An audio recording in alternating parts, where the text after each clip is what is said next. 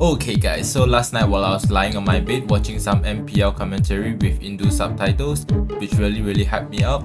However, at the 8-minute mark, something surprising caught my attention.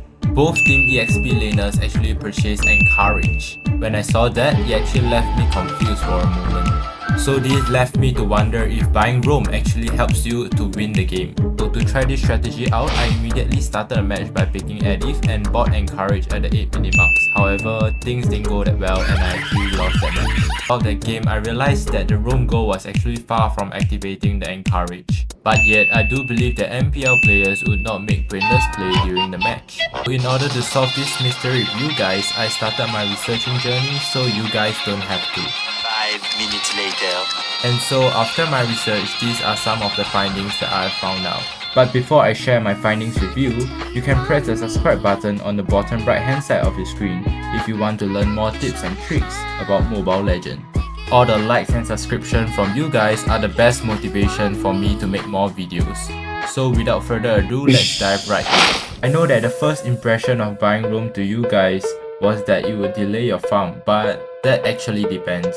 From the description of the roaming boots, it states that you can actually benefit gold despite your teammates around after 8 minutes. In other words, that means that your goal or your farm would not be affected. So this brings me to my second point, of which how do you actually obtain roaming gold if you are not the 5th goal in your team. As many of you might not know, roaming gold can actually be achieved through obtaining assists in the match. Although it might depend on really varying from 30 gold to 50 gold per assist, but definitely it might have a chance of obtaining enough roaming gold for you to activate the Encourage effect. Next up, the purchasing of roaming items is actually free throughout the entire match. So after hearing all of these benefits, you might actually ask me, so does it actually restrict to only fighters to buy Encourage Roam, or can you buy Dire Hit for mages and marksman players as well? And the answer is yes, you can actually buy Dire Hit for both mages and marksman for the additional pop-off damage. However, something you guys have to keep in mind is that each team is actually capped at 1500 roaming gold. This means that you can only activate a maximum of 2 roaming effects in one game. Hence, buying 4 roaming items in a team would not be the best option that you guys should go for.